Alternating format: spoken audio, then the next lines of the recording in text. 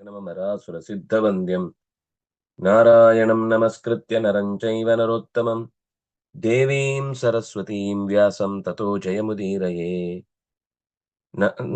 परा देवं नारायणं नत्वा सर्वदोषविवर्जितं परिपूर्णं गुरुंश्चान् गीतार्थं वक्ष्यामि लेशतः समस्तगुणसम्पूर्णं सर्वदोषविवर्जितं नारायणं नमस्कृत्य गीता तात्पर्यमुच्यते।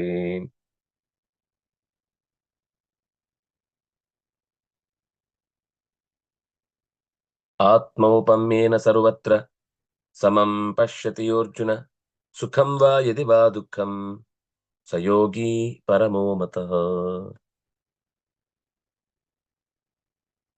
ತನ್ನಂತೆ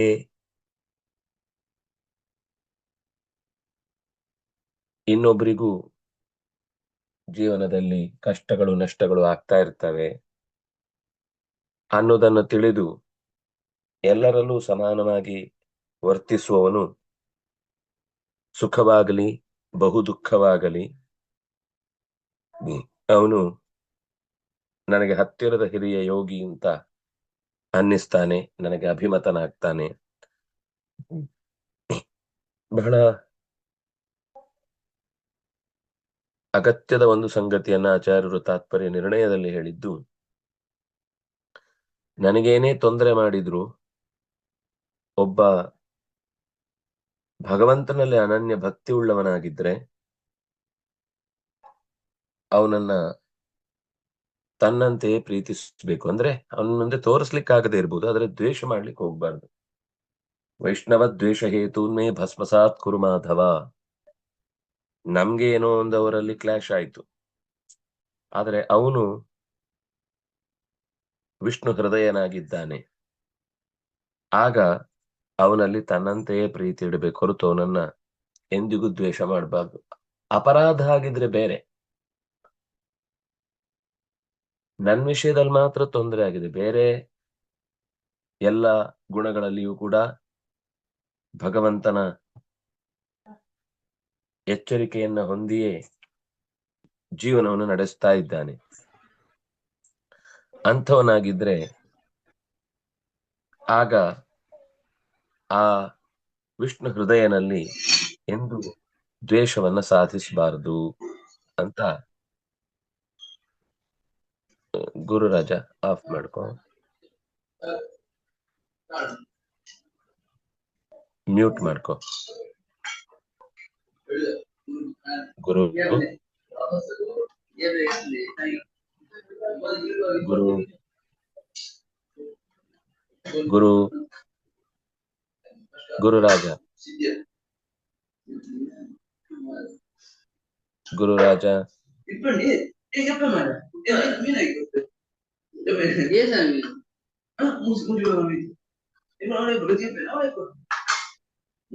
ಗುರಾಜ್ ಅವ್ರ ಮ್ಯೂಟ್ ಮಾಡಿ. ಗುರಾಜ್ ಅವ್ರ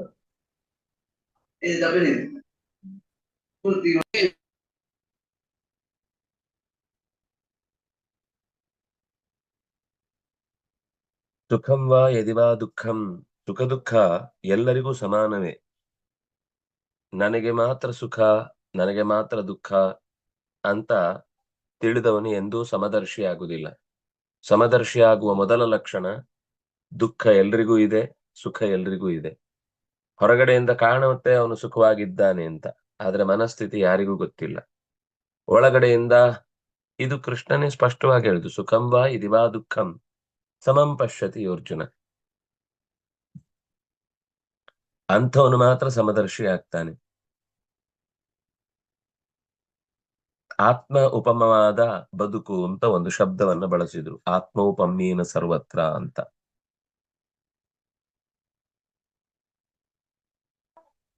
ಭಗವಂತ ಎಲ್ಲ ಕಡೆ ಸಮಾನವಾಗಿದ್ದಾನೆ ಅನ್ನುವ ಅಂಶವನ್ನ ಹಿಂದೆ ಹೇಳಿದ್ರು. ಮತ್ತೇನ್ ಹೇಳಲಿಕ್ಕೆ ಹೊರಟಿದ್ದಾರೆ ಇಲ್ಲಿ ಅಂದ್ರೆ, ಭಗವದ್ ಭಕ್ತರಲ್ಲೂ ಮನಸ್ಥಿತಿಯನ್ನ ಸಮಾನವಾಗಿರಿಸ್ಕೊಳ್ಬೇಕು, ಅದನ್ನೇ ಇಲ್ಲಿ ಹೇಳಲಿಕ್ಕೆ ಹೊರಟದ್ದು. ಭಗವಂತ ಏಕರೂಪನಾಗಿದ್ದಾನೆ ಅನ್ನೋದು ಭಜತ್ಯೇಕತ್ವಮಾಸ್ಥಿತಃ ಸರ್ವತ್ರ ಸಮದರ್ಶನಃ ಅನ್ನುವ ಮಾತುಗಳೆಲ್ಲ ಸರಿ ಹೋಯ್ತು. ಅದರಂತೆ ತಾನು ಭಗವದ್ ಭಕ್ತನಾಗಿ ದೇವರನ್ನ ಎಲ್ಲೆಡೆ ಇದ್ದಾನೆ ಅಂತ ಚಿಂತಿಸುವಂತೆ ಇನ್ನೂ ಅನೇಕ ಜನ ಹೀಗೆ ಭಗವಂತನನ್ನ ಎಲ್ಲೆಡೆ ಇದ್ದಾನೆ ಅಂತ ಚಿಂತಿಸುವವರಿದ್ರೆ ಅವರಲ್ಲೂ ನಮ್ಮ ಮನಸ್ಥಿತಿ ಸಮವಾಗಿರ್ಬೇಕು. ಅವರಲ್ಲಿ ಎಂದೂ ಕೂಡ ರಾಗದ್ವೇಷಗಳಿಗೆ ನಾವು ಒಳಗಾಗಬಾರದು. ಅತಿಯಾದ ವ್ಯಾಮೋಹವೂ ಅಪರಾಧ, ಅತಿಯಾದ ದ್ವೇಷವೂ ಕೂಡ ಅಪರಾಧ. ಅದರಲ್ಲೂ ದ್ವೇಷ ಅನ್ನೋದು ಮಹಾ ಅಪರಾಧ ಆಗ್ಬಿಡುತ್ತೆ. ದೇವರ ಹತ್ರ ಕೇಳ್ಕೊಳ್ಳುವಾಗ ಎಲ್ಲದಕ್ಕಿಂತ ದೊಡ್ಡ ದೋಷ ಯಾವುದು ಅಂದ್ರೆ ವೈಷ್ಣವ ದ್ವೇಷ ಅಂತ. ಯಾವ ಕಾರಣಕ್ಕೂ ನಮ್ಗೆ ವ್ಯಕ್ತಿಗತವಾಗಿ ಎಷ್ಟೇ ತೊಂದರೆ ಮಾಡಿರ್ಬೋದು, ಆದ್ರೆ ನಮ್ಗೆ ಒಳಗಿನಿಂದ ಒಂದು ತಿಳುವಳಿಕೆ ಇರುತ್ತೆ ಅಂತ ಇಟ್ಕೊಳ್ಳಿ. ಇಲ್ಲ, ನಾನ್ ಹೇಳೋದು ಹೊರಗಿನ ಆಚರಣೆ ಬಗ್ಗೆ ಹೇಳ್ತಿಲ್ಲ. ಅವನು ಸಿಕ್ಕಾಪಟ್ಟೆ ತಿರುಪತಿಗೆ ಹೋಗ್ತಾನೆ, ಇನ್ನೆಲ್ಲೋ ಈ ಸಿಕ್ಕಾಪಟ್ಟೆ ಹೋಮ ಮಾಡಿಸ್ತಾನೆ, ಅಥವಾ ಯಾವುದೋ ದೇವಸ್ಥಾನದಲ್ಲಿ ಒಳಗಿನಿಂದ ಭಾರಿ ಪೂಜೆ ಮಾಡ್ತಾನೆ. ಇದು ಹೊರಗಿನ ಚರ್ಯೆಯ ಬಗ್ಗೆ ನಾನು ಹೇಳ್ತಿಲ್ಲ. ನಿಜವಾಗಿಯೂ ಆತನಿಗೆ ಭಗವಂತನಲ್ಲಿ ಅನನ್ಯವಾದ ಸಂಬಂಧ ಇದೆ. ಅದು ಯಾವುದೋ ಒಂದು ದೃಷ್ಟಿಯಿಂದ ನಮಗೆ ಗೊತ್ತಿದೆ ಅಂತ ಇಟ್ಕೊಳ್ಳಿ. ಅಂತ ಸಂದರ್ಭದಲ್ಲಿ ನಮ್ಗ್ ಮಾತ್ರ ಅವರ ಜೊತೆಗೆ ಒಂದು ವೈಮನಸ್ಯದಿಂದ ಅನ್ಯಾಯ ಆಯಿತು, ಆಗ್ಲೂ ದ್ವೇಷ ಮಾಡುವುದಕ್ಕೆ ಅರ್ಥ ಇಲ್ಲ, ಅದು ಹಾನಿಯೇ ಆಗತ್ತೆ. ಸರ್ವತ್ರ ಅಂದ್ರೆ ಸರ್ವತ್ರ ಸಮಾನವಾಗಿ ಹಾಗೆ ಕಾಣುವ ಎಚ್ಚರ ಬಂತು ಅಂದ್ರೆ ಮಾತ್ರ ಅವನು ಯೋಗಿ ಆಗ್ತಾನೆ. ತಾನು ಯಾರಿಗೂ ತೊಂದರೆ ಕೊಡಬಾರ್ದು, ಯಾರ ದುಃಖಕ್ಕೂ ನಾನು ಕಾರಣ ಆಗಬಾರ್ದು. ಸಾಧ್ಯವಾದಷ್ಟು ತನಗೆ ಎಲ್ಲರೂ ಸುಖ ನೀಡಬೇಕು ಅಂತ ನಾನು ಬಯಸುವಂತೆ ನಾನು ಕೂಡ ಪರರಿಗೆ ಹಿತವಾಗುವಂತೆ ನಡ್ಕೊಳ್ಬೇಕು. ಯಾಕೆಂದ್ರೆ ದುಃಖ ತನಗೆ ಅಪ್ರಿಯ, ನಾನು ಇಷ್ಟಪಡಲ್ಲ ಅಂದ್ಮೇಲೆ ಬೇರೆಯವರಿಗೂ ಅಪ್ರಿಯವಾದದನ್ನು ಮಾಡಬಾರ್ದು.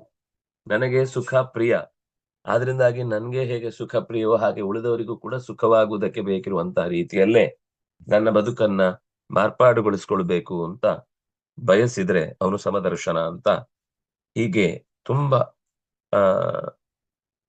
ಮೆಚೂರ್ಡ್ ಆದ ವ್ಯಕ್ತಿತ್ವದ ಒಂದು ಪರಿಚಯವನ್ನು ಇಲ್ಲಿ ಕೊಡ್ತಾ ಇದ್ದಾರೆ.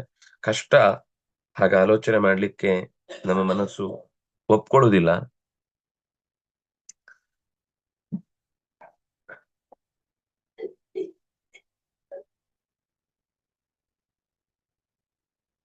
ಹಾಗಂತ ಹೇಳಿ ತಪ್ಪಿತಸ್ಥನಿಗೆ ಶಿಕ್ಷೆ ನೀಡಬಾರದು ಅಂತ ಅಭಿಪ್ರಾಯ ಅಲ್ಲ. ಅವನ ತಪ್ಪಿಗೆ ಶಿಕ್ಷೆ ಇರ್ಬೇಕು, ಆದ್ರೂ ಅಲ್ಲೂ ಶಿಕ್ಷೆ ಕೊಡುವಾಗ್ಲೂ ದ್ವೇಷದಿಂದ ಶಿಕ್ಷೆ ಕೊಡಬಾರದು. ಅವನ ತಪ್ಪಿಗೆ ಶಿಕ್ಷೆ ಅಂತ ಅಷ್ಟೇ ನಮ್ಮ ಮನಸ್ಸಿನಲ್ಲಿರ್ಬೇಕು. ಇದು ಒಬ್ಬ ವೈಷ್ಣವ ಅಲ್ಲದೆ ಇದ್ದಾಗ್ಲೂ ನಾವು ನಡ್ಕೊಳ್ಬೇಕಾದ ರೀತಿ. ಇನ್ನು ಅವನು ವೈಷ್ಣವನಾಗಿಯೂ ತಪ್ಪು ಮಾಡಿದ್ದಾನೆ ಅಂತಂದಾಗ ಆ ದ್ವೇಷ ಯಾವ ಕಾರಣಕ್ಕೂ ಸರಿಯಲ್ಲ.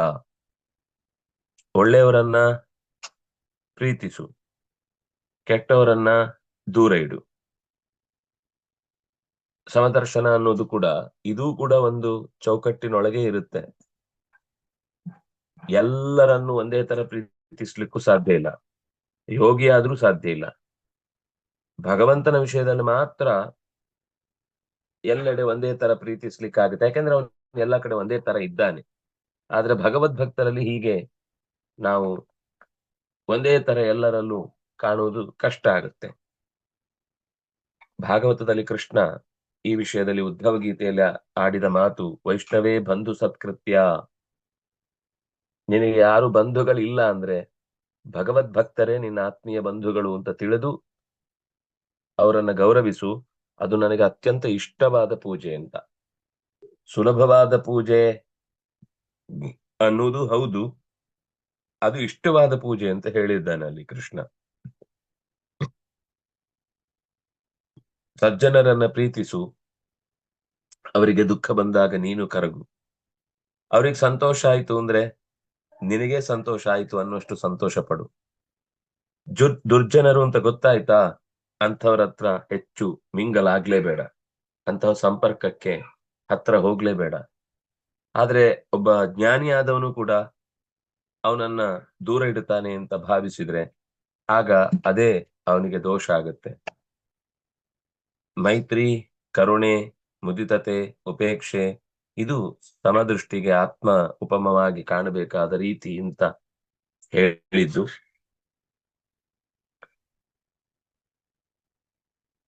ದುಃಖ ಆಗತ್ತೆ, ಆದ್ರಿಂದ ಯುದ್ಧ ಮಾಡಲ್ಲ ಅಂತ ಕೂಡುದಲ್ಲ.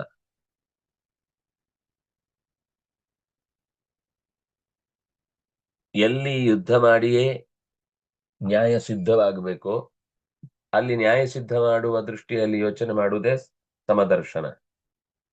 ಆ ಹಂತಕ್ಕೆ ಮನುಷ್ಯ ತಲುಪಲೇಬೇಕು. ಧರ್ಮದ ಜೊತೆಗೆ ಸಮದೃಷ್ಟಿ ಇರಬೇಕಾದದ್ದು ಕೂಡ ಅಷ್ಟೇ ಮುಖ್ಯ ಅನ್ನೋದನ್ನ ಕೃಷ್ಣ ಇಲ್ಲಿ ಹೇಳಿಕೊಟ್ಟ. ಧರ್ಮ ಅಂತ ಮಾಡುವುದರ ಜೊತೆಗೆ ಸಮದೃಷ್ಟಿ ಇರಬೇಕು. ತನ್ನ ತಾಯಿಯ ಅಣ್ಣನಾದ ಕಂಸನನ್ನೇ ಕೃಷ್ಣ ಕೊಂದ. ಈಗ ಸಮದೃಷ್ಟಿ ಎಲ್ಲರಲ್ಲೂ ಅಂತಂದ್ರೆ ಅಲ್ಲಿ ಅವನ ಮೇಲೆ ದ್ವೇಷದಿಂದ ಕೊಂದದ್ದೇ ಅಲ್ಲ, ನಮ್ಮ ಅಮ್ಮನಿಗೆ ತೊಂದರೆ ಕೊಟ್ಟ ಅನ್ನೋ ಕಾರಣಕ್ಕೆ ಮಾತ್ರ ಕೊಂದದ್ದಲ್ಲ. ಅವನು ಇಡೀ ಲೋಕಕ್ಕೆ ಅನ್ಯಾಯ ಮಾಡ್ತಾ ಇದ್ದಾನೆ. ಸ್ವತಃ ಭಗವಂತನನ್ನ ಮೀರಿ ತಾನು ಸಾವನ್ನ ಗೆಲ್ಲುವ ಮಹಾ ದುರವಸ್ಥೆಯನ್ನ ಪಾಲಿಸ್ಲಿಕ್ಕೋಸ್ಕರ, ಅದಕ್ಕೋಸ್ಕರ ಒಂದು ದೊಡ್ಡ ದುರುಳ ಪರಿವಾರವನ್ನ ಸಾಕ್ತಾ ಇದ್ದಾನೆ. ಹಾಗಾಗಿ ಅವನನ್ನ ಸರ್ವತ್ರ, ಶಿಷ್ಟರಲ್ಲಿ ಮಾತ್ರ ಅದು ಲೆಕ್ಕಕ್ಕೆ ಬರುದು. ಉಳಿದವರಲ್ಲಿ ದುಃಖ ಆಗ್ಬಾರ್ದು, ಅವರಿಗೆ ಅನ್ಯಾಯಕ್ಕೆ ಶಿಕ್ಷೆ ಕೊಡಬಾರ್ದು ಅನ್ನೋದು ಸಮದರ್ಶನದಲ್ಲಿ ಸೇರುವುದಿಲ್ಲ. ಸಮದರ್ಶನ ಅಂದಾಗ ಅಶಿಷ್ಟರಲ್ಲಲ್ಲ, ಅದು ಶಿಷ್ಟರಲ್ಲಿ ಸಮದರ್ಶನ. ಅಶಿಷ್ಟರಲ್ಲಾದಾಗ ದ್ವೇಷ ಇಲ್ಲ, ಆದ್ರೆ ಶಿಕ್ಷೆ ಇದೆ. ತಪ್ಪಿಗೆ ಶಿಕ್ಷೆ ಕೊಡ್ಲೇಬೇಕಾದದ್ದು ಅಧರ್ಮ ವಿರುದ್ಧದ ಹೋರಾಟದ ಒಂದು ರೂಪ. ಅದು ಆಸ್ತಿಕ್ಯವನ್ನ ಬೆಂಬಲಿಸಿ ನಾಸ್ತಿಕ್ಯದ ಕಡೆಗೆ ವಾಲುದನ್ನ ತಪ್ಪಿಸ್ಲಿಕ್ಕೋಸ್ಕರ ಮಾಡುವ ಒಂದು ಸಾತ್ವಿಕ ಕರ್ಮ ಅದು. ಹಾಗಾಗಿ ಯೋಗದ ಸಮದರ್ಶನ ಅನ್ನುವ ಮಾತು ಏನು ಚೌಕಟ್ಟಿಲ್ಲದೆ ಎಲ್ಲ ತಲೆಗೆ ಒಂದೇ ಟೊಪ್ಪಿಗೆ ಅಂತನ್ನುವ ಹಾಗಲ್ಲ. ಅದು ಮೂರ್ಖರ, ದುಷ್ಟರ ಸಿದ್ಧಾಂತ ಆಗುತ್ತೆ, ಅಥವಾ ಸಮಯ ಸಾಧಕರ ಸಿದ್ಧಾಂತ ಆಗುತ್ತೆ. ಸುರರು ಎಂದಿಗಿದ್ದರೂ ಸುರರೇ, ಅಸುರರು ಎಂದಿಗಿದ್ದರೂ ಅಸುರರೇ. ಸಯೋಗಿ ಪರಮೋಮತಃ.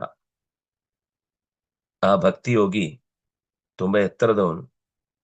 ಅಂದ್ರೆ ಸುಲಭದಲ್ಲಿ ಈ ಯೋಗ ಸಾಧನೆ ಮಾಡ್ಲಿಕ್ಕೆ ಸಾಧ್ಯ ಇಲ್ಲ, ಸುಲಭದಲ್ಲಿ ಈ ಎಚ್ಚರವನ್ನ ಸಂಪಾದಿಸ್ಲಿಕ್ಕೆ ಆಗುವುದಿಲ್ಲ ಅನ್ನೋದನ್ನ ಕೃಷ್ಣ ಈ ಮಾತಿನಲ್ಲಿ ಹೇಳಿದ. ಹೀಗೆ ಸಮದೃಷ್ಟಿ ಯಾರು ಹೊಂದಿದ್ದಾನೋ ಅವನು ನನಗೆ ಬಹಳ ಇಷ್ಟ ಅಂತ ಹೇಳಿಕೋಸ್ಕರ ಅರ್ಜುನ ಅಂತ ಮತ್ತೆ ಸಂಬೋಧನೆ ಮಾಡಿ ಹೇಳಿದ. ಅರ್ಜುನ ಅಂದ್ರೆ ಪರಿಶುದ್ಧ ಅನ್ನುವ ಗುಣದಿಂದ ಕೂಡಿದವನು, ರಜಸ್ಸು ತಮಸ್ಸು ಮೊದಲಾದ ಕೊಳೆಗಳಿಂದ ದೂರಲಾದವನು. ಯಾಕಂದ್ರೆ ಅಂಥ ಕೊಳೆಯಿಲ್ಲದ ನಿಷ್ಕಲ್ಮಶ ಬದುಕು ಸಾತ್ವಿಕರಲ್ಲೇ ಕಾಣುವುದಕ್ಕೆ ಸಾಧ್ಯ. ಅಂದಾಗ ಅಲ್ಲೇ ಸಮದರ್ಶನ ಅನ್ನೋದು ಕಾಣಬೇಕಾದ್ದು.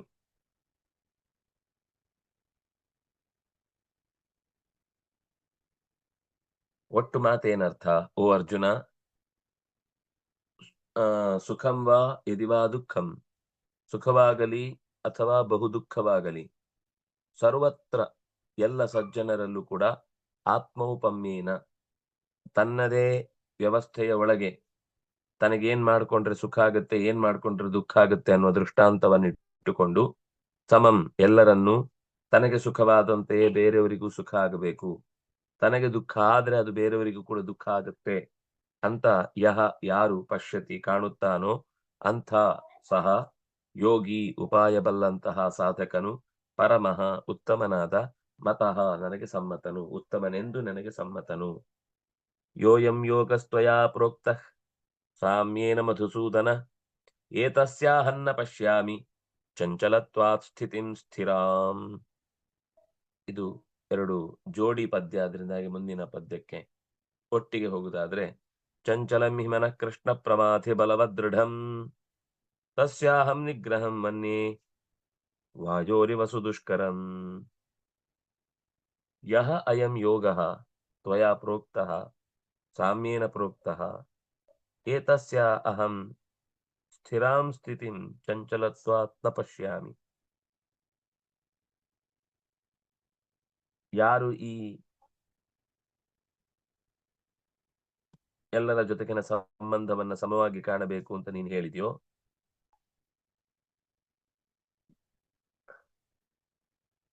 ಆ ಸಮದೃಷ್ಟಿಯಿಂದ ನಾನು ಈ ಜಗತ್ತನ್ನ ಕಾಣ್ಲಿಕ್ಕೆ ಆಗ್ತಿಲ್ಲ. ಏತಸ್ಯ ಅಹಂ ಸಾಮ್ಯೇನ ನ ಪಶ್ಯಾಮಿ, ಯಾಕೆಂದ್ರೆ ಸ್ಥಿರಾಂ ಸ್ಥಿತಿಂ ನ ಪಶ್ಯಾಮಿ, ಯಾಕಂದ್ರೆ ಚಂಚಲತ್ವ. ಗಟ್ಟಿಯಾದ ಭಗವಂತನ ನೆಲೆಯನ್ನ ನಾನು ಒಂದೆಡೆ ಕಾಣುವುದಕ್ಕೆ ಭಗವಂತ ಇದ್ದೇ ಇದ್ದಾನೆ ಅಂತ ಭರವಸೆಯಿಂದ ನಂಬಿ ನಡೆಯುವುದಕ್ಕೆ ಸಾಧ್ಯವಾಗ್ತಾ ಇಲ್ಲ. ಚಂಚಲತ್ವ, ಮನಸ್ಸು ಅನ್ನೋದು ಅತ್ಯಂತ ಬಿಗಡಾಯಿಸಿ ಹೋದಂತಹ ರೀತಿಯ ಅಪರೂಪದ ಮನಸ್ಥಿತಿ ಇದು. ಅದು ಹೇಳ್ಕೊಳ್ಬೇಕಲ್ಲ ಅರ್ಜುನ, ಬಾಯ್ ಬಿಟ್ಟು ಹೇಳ್ಕೊಳ್ತಾನೆ, ನನಗೆ ಮನಸ್ಸನ್ನ ನಿರ್ಧಾರ ಮಾಡ್ಲಿಕ್ಕೆ ಆಗ್ತಿಲ್ಲ. ಕೆಲವರಿಗೆ ಅದೇ ಗೊತ್ತಿರುವುದಿಲ್ಲ ಏನಾಗ್ತಿದೆ ಅಂತ. ಸುಮ್ನೆ ಯಾವ್ದ್ಯಾವ್ದಕ್ಕೋ ರೇಗ್ತಿರ್ತಾರೆ. ಅವ್ರಿಗೇನೋ ಆಗ್ಬೇಕಿರುತ್ತೆ, ಅದು ಆಗಿರುವುದಿಲ್ಲ ಅನ್ನೋದಕ್ಕೋಸ್ಕರ ಅಷ್ಟು ಸಿಟ್ಟು. ಆದ್ರೆ ಅದು ಏನಕ್ಕೆ ಸಿಟ್ಟು ಬಂತು ಅಂತ ಗೊತ್ತಿಲ್ಲದೆ ಎಲ್ಲದಕ್ಕೂ ಹಿಂಸೆ ಮಾಡ್ಕೊಳ್ತಾ ಇರ್ತಾರೆ. ಆದ್ರೆ ಈ ಮುಖ್ಯ ಕಾರಣ ಎಲ್ಲ ಒದ್ದಾಟಕ್ಕೆ ಮನಸ್ಸಿನ ಚಾಂಚಲ್ಯ. ಅದನ್ನೇ ಬಿಡಿಸಿ ಮತ್ತೆ ಕೇಳ್ತಾನೆ, ಚಂಚಲ ಮಿಹವನ ಕೃಷ್ಣ ಪ್ರಮಾಥಿ ಬಲವದೃಢಂ.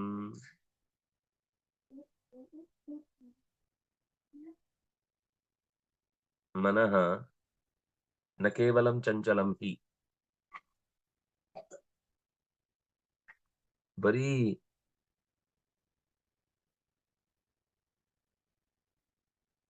ನಿಗ್ರಹಕ್ಕೆ ಸಿಗದ ಚಂಚಲ ಅಂದ್ರೆ ತುಂಬಾ ಬರೀ ಚಂಚಲ ಮಾತ್ರ ಅಲ್ಲ, ಅದು ಪ್ರಮಾಥಿ ಬಲವದೃಢಂ ಪ್ರಮಾಥಿ.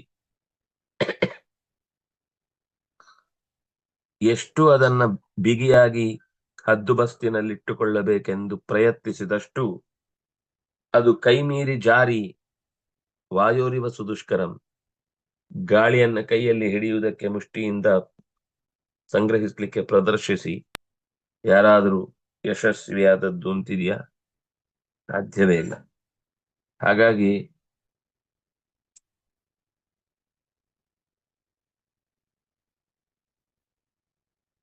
ತುಂಬಾ ಮಾನಸಿಕ ಸ್ಥಿತಿಯ ದೌರ್ಬಲ್ಯವನ್ನ ಬಹಳ ಎಳೆಯಾಗಿ ಅರ್ಜುನನ ಈ ಪ್ರಶ್ನೆಯಲ್ಲಿ ಗೀತೆ ತೆರೆದಿಟ್ಟಿದೆ. ಏತಸ್ಯ ಆಚಾರ್ಯರ ಮಾತು.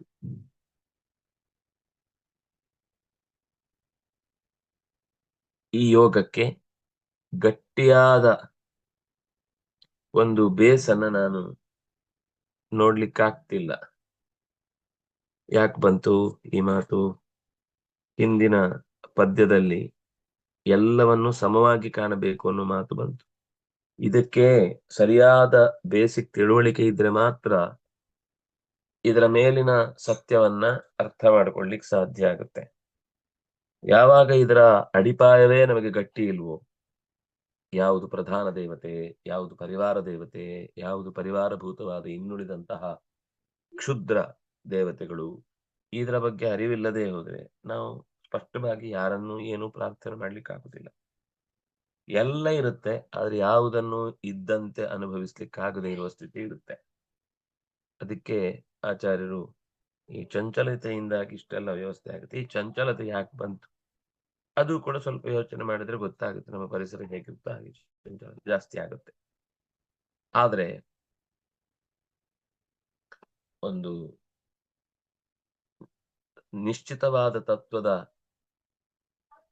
ಮನಸ್ಸಿನ ಗಟ್ಟಿತನ ಎಲ್ಲಿ ಇರುತ್ತೋ ಅಲ್ಲಿ ಈ ಮಾನಸಿಕ ಚಾಂಚಲತೆಯಿಂದ ಯಾವತ್ತೂ ತೊಂದರೆ ಆಗಲ್ಲ. ಆದ್ರೆ ಅದೇ ದುರ್ಬಲವಾಗಿದೆ ಎಂದಾಗ ನಿಶ್ಚಯವಾಗಿ ಈ ಅವ್ಯವಸ್ಥೆಯ ದುರಹಂಕಾರದ ವರ್ತನೆ ಲೋಕದಲ್ಲಿ ಕಂಡೇ ಕಾಣುತ್ತೆ. ಮನಸ್ಸಿನ ಚಾಂಚಲ್ಯದಿಂದ ನನಗೇನು ಕಾಣ್ಲಿಕ್ಕೆ ಆಗ್ತಿಲ್ಲ. ನೀನು ಹೇಳಿದ ಯೋಗ ತುಂಬಾ ಅದ್ಭುತವಾದದ್ದು, ಸಾಮ್ಯನ ಅದು ಅದರ ಕಲ್ಪನೆ ಅತ್ಯಂತ ಅದ್ಭುತವಾದದ್ದು. ಇದಕ್ಕೆ ಕೊನೆಯಾಗಲಿ ತುದಿಯಾಗಲಿ ಅಪಶ್ಯಾಮಿ, ಕಾಣಿಸ್ತಿಲ್ಲ.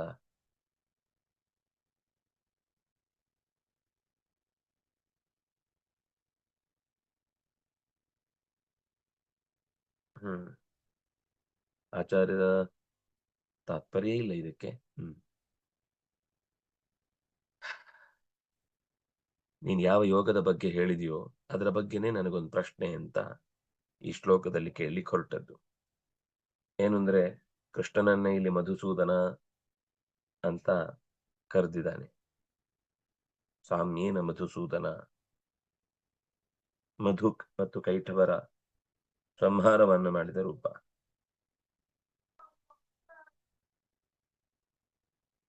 ಅಂದ್ರೆ ಕೃಷ್ಣ ಇಲ್ಲಿ ನಮಗೆ ಪ್ರಸ್ತುತನಾಗಿದ್ರು ಕೂಡ ಹಿಂದೆ ಯಾವ್ದ್ಯಾವ್ದೋ ರೂಪದಿಂದ ಅಜ್ಞಾನದ ದೊಡ್ಡ ತಡೆಗೋಡೆಯನ್ನ ಮುಗಿಸಿ ಹಾಕಿದ್ದಾನೆ. ಕೃಷ್ಣ ಇಲ್ಲಿ ಅಂತಹದ್ದೇ ಕೆಲಸ ಅದು. ಆದ್ರೆ ಕಾಣುವಂತ ರೀತಿಯಲ್ಲಿ ದೊಡ್ಡ ದೇವಸ್ಥಾನಗಳ ವ್ಯವಸ್ಥೆಯಲ್ಲಿ ನಮಗೆ ಯೋಚಿಸ್ಲಿಕ್ಕಿಲ್ಲ. ಆದ್ರೆ ಕೃಷ್ಣನಿಗೆ ಸೀಮಿತವಾದರೂ ನೀವು ಚಿಂತನೆ ಮಾಡಿದ್ರು ಮಧುಸೂದನ ಅಂತನ್ನುವ ಮಧು ಅನ್ನುವ ರಾಕ್ಷಸನನ್ನು ಸಂಹಾರ ಮಾಡಿದ ಹಯಗ್ರೀವ ರೂಪಿ ಪರಮಾತ್ಮ ಇದೇ ಶಬ್ದದಿಂದ ವಾಚ್ಯ. ಮಧುಸೂದನ ಅನ್ನುವ ಶಬ್ದದಿಂದ ವಾಚ್ಯ. ಕೃಷ್ಣಾವತಾರದಲ್ಲೂ ಮಧುಸೂದನನೇ, ಕೈಟಭನನ್ನ ಕೊಂದವನೇ. ಆದ್ರಿಂದಾಗಿ ಅವತಾರದಲ್ಲಿ ಅಭೇದ ಇದೆ ಎನ್ನುವುದನ್ನ ಅರ್ಜುನ ಚಿಂತಿಸುವ ದೃಷ್ಟಿಯಿಂದ ಮಧುಸೂದನ ಅಂತ ಕರೆದ.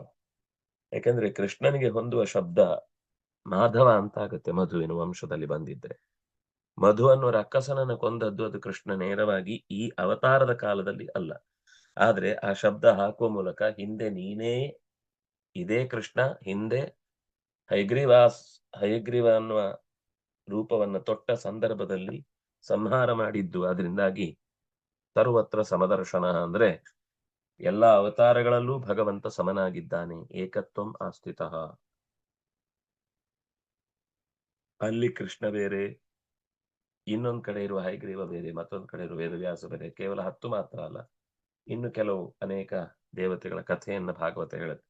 ಇಲ್ಲಿ ಭಾರತದಲ್ಲಿ ಗೀತೆಯಲ್ಲಿ ಆ ವಿಷಯಗಳು ಪೂರ್ತಿ ಕವರ್ ಆಗ್ಲಿಲ್ಲ ಅಂದ್ರು.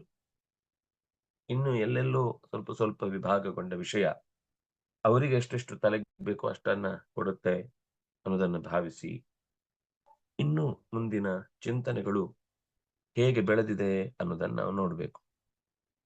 ಅಂದ್ರೆ ಕೃಷ್ಣ, ನೀನ್ ಎಲ್ಲ ಕಡೆ ಸಮಾನವಾಗಿದ್ದಿ, ಏಕನಾಗಿ ಇದ್ದಿ. ಇದು ನನಗೆ ಮನವರಿಕೆ ಆಯಿತು.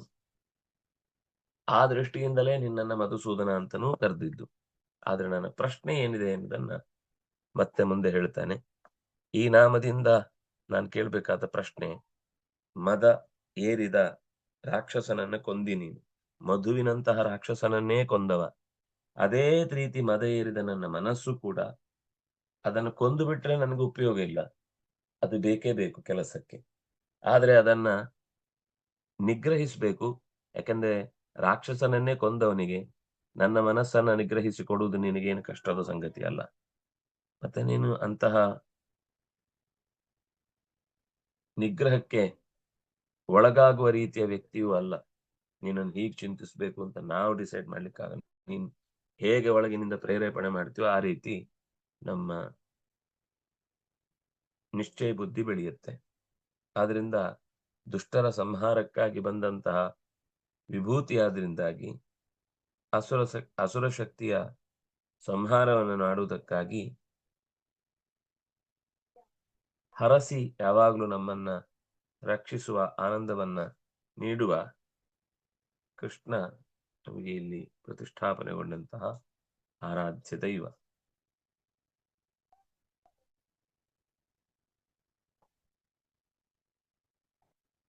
ಇಲ್ಲಿ ಬಂದ ಬಹಳ ಮುಖ್ಯವಾದ ಸಂಗತಿ,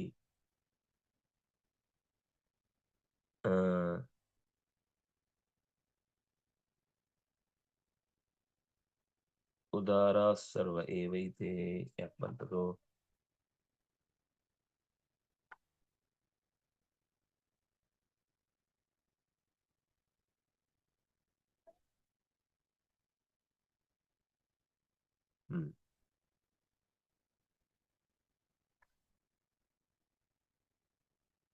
ಸೂದ ಅಂದ್ರೆ ಸತ್ಕರ್ಮಗಳು ಅಂತ ಅರ್ಥ. ಸೂದ ಅಂತಂದ್ರೆ ಶ್ರೇಷ್ಠವಾದ ಶೋಭನವಾದ ಸತ್ಕರ್ಮಗಳು. ಅದರಿಂದ ಆನಂದಂ ನಯತಿ ಮಧು ನಯತಿ ಇತಿ ಮಧುಸೂದನ.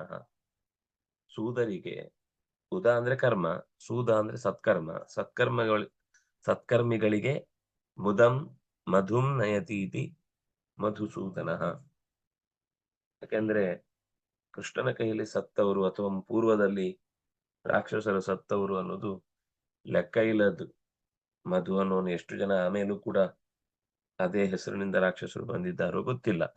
ಅದರಿಂದಾಗಿ ಮೂಲ ರೂಪದಲ್ಲಿ ಭಗವಂತ ಹಯಗ್ರೀವನಾಗಿ ರಾಕ್ಷಸರನ್ನು ಸಂಹಾರ ಮಾಡುವ ಮುನ್ನ ಸಂಹಾರ ಮಾಡಿದಂತಹ ಈ ಶಕ್ತಿಯನ್ನ ಕೃಷ್ಣ ರೂಪದಿಂದಲೂ ನೆನೆಯುವ ಉದ್ದೇಶ ಮಧುಕೈಟಭ ಸಂಹಾರಿಯಾಗಿ ಹಯಗ್ರೀವ ರೂಪಿ ಇದ್ರೆ, ಕೃಷ್ಣಾವತಾರ ಕಾಲದಲ್ಲಿ ಹಂಸ, ಸಾಲ್ವ, ಡಿಭಕ ಇನ್ನೂ ಅನೇಕರು, ಅದರಲ್ಲಿ ಮಧು ಮತ್ತು ಕೈಟಭರೇ ಹಂಸ ಡಿಭಕರು ಅಂತ ಕೃಷ್ಣನಿಂದ ಹತರಾದ ಬಗ್ಗೆ ಭಾಗವತದಲ್ಲಿ ಉಲ್ಲೇಖ ಇದೆ. ಹಾಗಾಗಿ ಅವರನ್ನ ನಿಗ್ರಹಿಸಿದವನು ಅನ್ನುವ ಅರ್ಥ ಸರಿ ಇದೆ. ಈಗ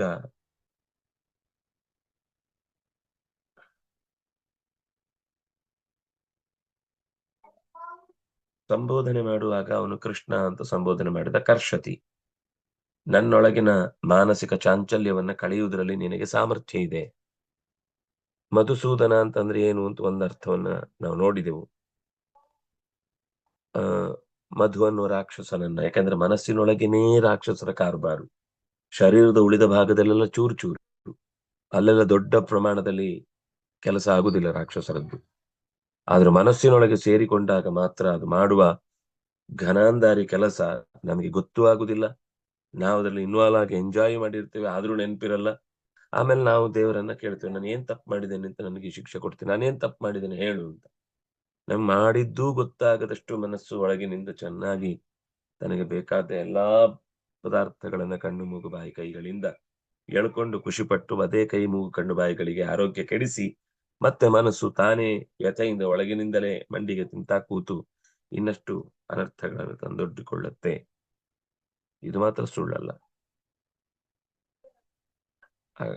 ಹಾಗೆ ಅದನ್ನ ತನ್ನ ಅವತಾರದಲ್ಲಿ ತೋರಿಸಿದ ಬಗೆ, ಸೋದರ ಮಾವನನ್ನು ಕೊಂದ, ಆಮೇಲೆ ಅವನು ಕಳುಹಿಸಿಕೊಟ್ಟ ಅನೇಕ ರಾಕ್ಷಸರನ್ನ ಕೊಂದ. ಈ ಎಲ್ಲ ಕೊಲ್ಲುವಿಕೆಯ ಹಿಂದೆ ಇರುವುದು ಮನೋದೌರ್ಬಲ್ಯಗಳನ್ನ ಮೀರುವುದು, ಚಂಚಲವಾದ ಮನಸ್ಸಿನ ನಿಗ್ರಹಕ್ಕಾಗಿ ಮಾಡುವ ಪ್ರಕ್ರಿಯೆಗಳು. ಕೃಷ್ಣ ಎಷ್ಟು ರಾಕ್ಷಸರನ್ನ ಕೊಂದು ಅದೆಲ್ಲವೂ ಕೂಡ ಒಂದಲ್ಲ ಒಂದು ಕಾಲಕ್ಕೆ ಆಯಾ ವಯಸ್ಸಿನ ಲೋಪದೋಷಗಳನ್ನ ಬದಿಗಿಟ್ಟು ತಾನು ಅದರ ಸೇವೆಯನ್ನು ಕೊಡ್ಲಿಕ್ಕೆ ಅಂತ ಹೊರಟ ಸಂಗತಿಗಳು.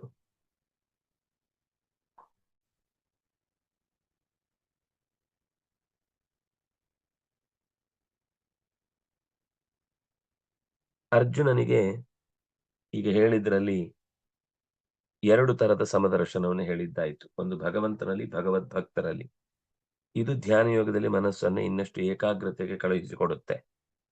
ಆದ್ರೆ ಆ ಏಕಾಗ್ರತೆಗೆ ಪೂರ್ವ ಸಿದ್ಧತೆ ಯೋಯಂ ಯೋಗಸ್ತ್ವಯಾ ಪ್ರೋಕ್ತಃ ಯೋ ಸಾಮ್ಯೇನ ಮಧುಸೂದನ ಅಂತ ಮಾತೇನು ಅಂತು, ಅದನ್ನ ಹತ್ತತ್ತು ಸರ್ತಿ ಓದ್ಬೇಕು ನಾವು. ಕೆಲವೊಮ್ಮೆ ಈ ಗೀತೆಯ ಸಾಲ ಅರ್ಥ ಆಗ್ಬೇಕಾದ್ರೆ ಯೋಯಂ ಯೋಗಸ್ತ್ವಯಾ ಪ್ರೋಕ್ತಃ ಸಾಮ್ಯೇನ ಮಧುಸೂದನ. ಧ್ಯಾನ ಯೋಗ ಅಂತಂದ್ರೆ ಮನಸ್ಸು ಭಗವಂತನಲ್ಲಿ ಗಟ್ಟಿಯಾಗಿ ನೆಲೆಗೊಂಡು ಬೇರೆ ಯಾವುದಕ್ಕೂ ತಲೆ ಕೆಡಿಸಿಕೊಳ್ಳದೆ ನಿಲ್ಲುವುದು. ಆದ್ರೆ ಏನಾಗುತ್ತೆ, ಮನಸ್ಸಿನ ಸ್ವಭಾವ ಮಂಗ. ಅದು ಏನ್ ಕಣ್ಣಿಂದ ಕಂಡ್ರೆ ಕಣ್ಣಿನ ಕಡೆಗೆ ಓಡುತ್ತೆ, ಕಿವಿಯಿಂದ ಕೇಳಿದ್ರೆ ಕಿವಿ ಕಡೆಗೆ ಓಡುತ್ತೆ, ಬಾಯಿಂದ ಏನಾದ್ರೂ ರುಚಿ ಹತ್ತಿದ್ದು ಅಂತ ಅಡಿಗೆ ಮನೆಗೆ ಬರುತ್ತೆ, ಕೈಯಿಂದ ಕಾಲಿಂದ ಏನಾದ್ರೂ ಖುಷಿ ಸಿಗುದು ಅಂತಾದ್ರೆ ಇನ್ನೇನೋ ಒಂದು ಕ್ರಮವನ್ನು ಕೈಗೊಳ್ಳುತ್ತೆ. ಆದ್ರೆ ಇಷ್ಟಕ್ಕೂ ಕೂಡ ಆನಂದ ಆಯ್ತು ಅಂತ ಅನ್ನಿಸುವುದು ಒಳಗಿನಿಂದ ಮನಸ್ಸು ಭಗವಂತನಿಗೆ ಸದಾ ಒಪ್ಪಿಸಿಕೊಂಡಿರುವ ಭಾವವನ್ನ ಮಕ್ಕಳಲ್ಲೂ ಬರಬೇಕು ಅಂತ ಬಯಸಿ ಪ್ರತಿಜ್ಞೆಗೈದಿದ್ರೆ ಅದು ಸರಿ ಹೋಗ್ಬೇಕು ಅಂತ ದೇವರನ್ನ ಮಧುಸೂದನ ಅಂತ ಕರೆಯುವ ಉದ್ದೇಶ ಮನಸ್ಸು ನಿಗ್ರಹಗೊಳ್ಳಲಿ ಅನ್ನೋದನ್ನ ಕೇಳುವ ಮನಸ್ಥಿತಿಯಲ್ಲಾದ್ರೂ ಇದ್ರೆ ಈ ವೈಲೆನ್ಸು ತನ್ನಿಂತಾನೆ ಕಮ್ಮಿಯಾಗಿ ಆಗತ್ತೆ. ಅಂದ್ರೆ ಮಂಗ ನಮ್ ಕೈಯಲ್ಲಿದೆ, ಆದ್ರೆ ಮಂಗನ ಕೈಯಲ್ಲಿ ನಾವು ಸಿಕ್ಕಾಕೊಂಡು ಓದಾಡ್ತಾ ಇದ್ದೀವಿ. ಇದು ಒಟ್ಟು ತಾತ್ಪರ್ಯ ಹೇಳುವುದಾದ್ರೆ, ಇಡೀ ಈ ಶ್ಲೋಕದ ಭಾವ ಏನು ಅಂದ್ರೆ, ಮನಸ್ಸು ನಮ್ದು, ಆದ್ರೆ ಅದು ನಮ್ಮನ್ನ ಆಡಿಸ್ತಿದೆ. ಮಂಗ ಒಬ್ಬ ಮಂಗಾಟ ಮಾಡುವವನ ಕೈಯಲ್ಲಿ ಇದ್ದದ್ದು, ಅವನಿಗೆ ಚಳ್ಳೆ ಹಣ್ಣು ತಿನ್ನಿಸಿ, ತಾನು ಏನೋ ಅವನು ಕುಡಿದ ಕಳ್ಳನ್ನ ಪೂರ್ತಿ ತಾನು ಕುಡಿದು ಮುಗಿಸಿ, ಅಲ್ಲೇ ಕೂತಿದ್ದ ಹೊತ್ತಿಗೆ ಅಂಡಿ ಕಚ್ಚಿದ. ಅಂದ್ರೆ ಆತ್ಮೋಪಮ್ಯೇನ ಸರ್ವತ್ರ ಅನ್ನುವ ಮಾತಿನಿಂದ ಮನಸ್ಸು ಹರಿಯ ಕಡೆಗೆ ಹೇಗೆ ಹರಿಯಬೇಕು ಅನ್ನೋದನ್ನು ತಿಳಿಸ್ಲಿಕ್ಕೆ ಬೇಕಾದ ವಸ್ತುವಿನ ಕಡೆಗೆ ಮನಸ್ಸು ಹರಿಯತ್ತೆ. ಹರಿ ಬೇಕಿರುವ ವಸ್ತು. ಅಡ್ಡಕಟ್ಟಿ ನದಿ ಅಂತ ತಡಲಿಕ್ಕೆ ಹೋದ್ರೆ ಅಣೆಕಟ್ಟು ಹೋಗಿಬಿಡುತ್ತೆ. ಆದ್ರಿಂದಾಗಿ ಹರಿವು ಬಿಟ್ಟು ಹರಿದಲ್ಲೆಲ್ಲ ಹರಿ ಇದ್ದಾನೆ ಅಂತ ಚಿಂತಿಸುವ ಒಂದು ಮನಸ್ಥಿತಿ ಎದುರು ಮಾಡಿಕೊಳ್ಬೇಕು ಅನ್ನೋದನ್ನ ಕೃಷ್ಣ ಅತ್ಯಂತ ಸುಲಭವಾಗಿ ಪರಿಹಾರಕ್ಕೆ ದಾರಿಯನ್ನ ಕಾಣಿಸಿಕೊಳ್ತಾನೆ. ಮಕ್ಕಳಿಗೆ ಕೆಲವೊಂದ್ ಸರ್ತಿ ಜ್ವರ ಬರುತ್ತೆ, ಡಾಕ್ಟರ್ ಹತ್ರ ಹೋಗ್ತೇವೆ, ಆ ಮದ್ದು ಕೊಡಿಸ್ತೇವೆ. ಅದೇ ನಮಗೆ ಪಕ್ಕದ ಮನೆಯಲ್ಲಿ ತಿಳಿಯದವರು ಮಗುವಿಗೆ ತೊಂದರೆ ಆಗಿದೆ ಅಂದ್ರೆ ನಾವು ಆ ಧಾವಂತದಲ್ಲಿ ಇರುವುದೇ ಇಲ್ಲ. ಅಯ್ಯ, ಅವ್ರ ಮಕ್ಳು ಏನೋ ಮಾಡ್ಕೋತಾರೆ, ಅವ್ರ ಜವಾಬ್ದಾರಿ ಅವರಿಗೆ, ನಮ್ ಜವಾಬ್ದಾರಿಗೆ ಅವ್ರು ಬರ್ತಾರಾ ಅಂತ ನಾವು ಆಕ್ಷೇಪ ಮಾಡಿ ಇನ್ನಷ್ಟು ಒದ್ದಾಡ್ಲಿಕ್ಕೆ ಬಿಡ್ತೇವೆ. ಮಕ್ಕಳು ಮತ್ತೆ ಮನಸ್ಸು ಒಂದೇ ತರ. ಅದಕ್ಕೆ ಒಂದೇ ಸಲ ಹೇಳಿದ್ರೆ ಅರ್ಥ ಆಗುದಿಲ್ಲ, ಅದು ಚಂಚಲ. ಅದಕ್ಕೆ ಕೃಷ್ಣನ ಉತ್ತರ ಮುಂದೆ ತುಂಬಾ ಚೆನ್ನಾಗಿದೆ. ಆದ್ರೆ ಯಾವುದು ಹತ್ತಿರದಲ್ಲಿ ಎತ್ತರದಲ್ಲಿದೋ ಅದಕ್ಕೆ ಮನಸ್ಸು ಲಗ್ನವಾಯಿತು ಅಂದ್ರೆ, ಒಟ್ಟಾಯಿತು ಅಂದ್ರೆ, ಮತ್ತೆ ಅದಕ್ಕೆ ಪ್ರಪಂಚದ ಯಾವ ಸಂಗತಿಗಳು ಕೂಡ ದೊಡ್ಡದು ಅಂತ ಅನ್ಸುದಿಲ್ಲ. ಎಲ್ಲದಕ್ಕೂ ಒಂದು ಮಿತಿ ಇದೆ, ಎಲ್ಲದಕ್ಕೂ ಕೂಡ ಕೊನೆ ಇದೆ ಅನ್ನೋದು ನಾವು ಮನಗಂಡೇ ಪ್ರತಿಯೊಂದು ವಸ್ತುವನ್ನ ನಮ್ಮ ಕಡೆಗೆ ತಂದುಕೊಳ್ಬೇಕು. ಆದ್ರೆ ಈ ಸ್ಥಿತಿಯಲ್ಲಿ ಸ್ಥಿರವಾದ ಅಚಲವಾದ ಜ್ಞಾನವನ್ನ ಕೊಡುವಂತಹ ಒಂದು ಶಕ್ತಿ ನಮಗೆ ಜೊತೆಗಿರ್ಬೇಕು. ಅದಕ್ಕೆ ಕೃಷ್ಣನ ಹತ್ರ ಕೇಳ್ತಾ ಇದ್ದಾನೆ, ನಮ್ಮ ವೀಕ್ನೆಸ್ ಅನ್ನ ನಾವು ಹೇಳ್ಕೊಂಡ್ರೆ ಒಳ್ಳೇದು. ಯಾರ ಹತ್ರ ಹೇಳ್ಕೋಬೇಕು? ಅವ್ರ ಹತ್ರ ಮಾತ್ರ. ಆ ಹೊತ್ತಿಗೆ